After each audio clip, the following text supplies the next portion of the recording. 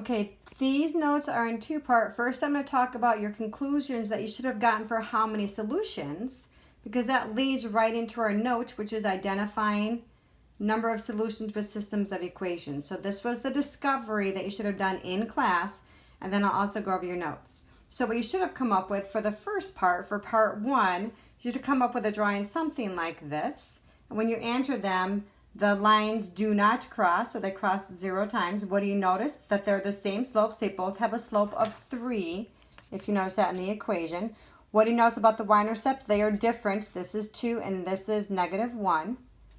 Therefore, if the slopes of two lines are the same and the y-intercepts are different, then the lines are going to be parallel. Now, if you think about what we learned yesterday with the solutions, where they crossed, that was a solution. So as you notice, these lines have no solution because they never intersect.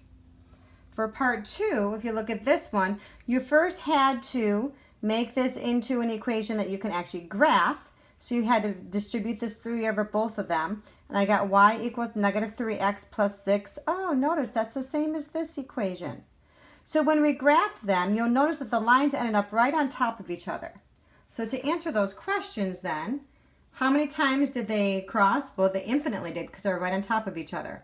What did you notice about their slopes? If you notice about their slopes, the slopes are actually the same because this is -3 and this is -3. What did you notice about the y-intercepts? Those are also the same because this is 6 and this is 6. So to answer the questions then, if the slopes of two lines are the same and the y-intercepts are the same, then the lines are going to be the same. In other words, there's going to be infinitely many solutions because they cross all the time. So infinitely many solutions. And then going on for part 3, graphing these two equations. This is kind of more of like what you saw yesterday. So when you graph them, you'll see that they do cross 1 time. So this is how many times do they cross? Once. What do you notice about the slopes? The slopes are different. This is a slope of 1. This one has a slope of 3. What do you notice about the y-intercepts? Those are also different. Here is a slope of 2. Y-intercept of 2. This is a y-intercept of -2. So those are different. So here's the deal though. You could actually have 2 lines cross, and they could actually share the same y-intercept. Because what if you had a line that looked, for example, like that? The slopes would be different, but the y-intercept would be the same. So actually, the y-intercepts can be same or different, just the slopes have to be different. So once again, the y-intercepts could be the same. They're not in this situation, but they could be the same. But as long as the slopes are different, you're going to have lines that intersect. So in conclusion, if the slopes of 2 lines are different and the y-intercepts are the same or different, then the lines intersect and you're going to have one solution. Okay, now let's take a look at your notes for today. Identifying number of solutions with systems of equations. So if I were to draw some parallel lines, now it doesn't matter where you draw these.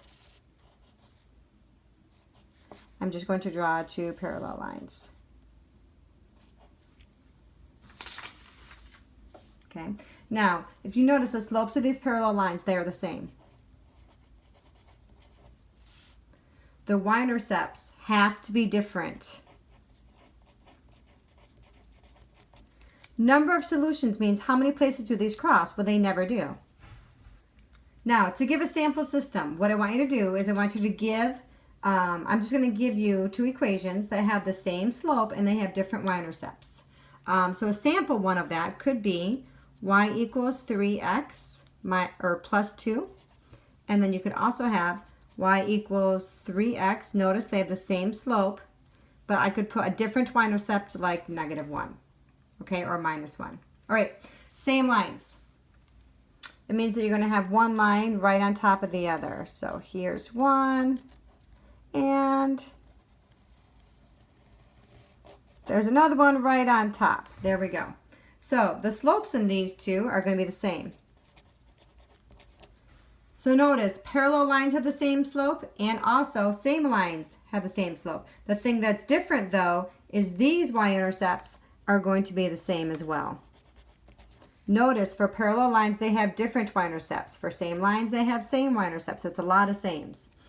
So for the number of solutions, it's infinitely many. A lot of kids like to use this symbol. It's kind of like a lazy 8. You can use the infinity symbol too. That's totally fine. Now a sample system. So I'm going to write a sample system, two equations in other words. But I'm going to have them not look exactly the same even though they are equal to the same amount.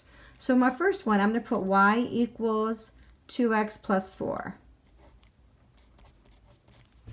For my second one, I'm going to split this 4 up. So it's not 4, but it's equal to 4. So y equals 2x plus 3 plus 1. There. These two systems, they have the same y-intercepts. And if you look at this, they also have the same, same slopes.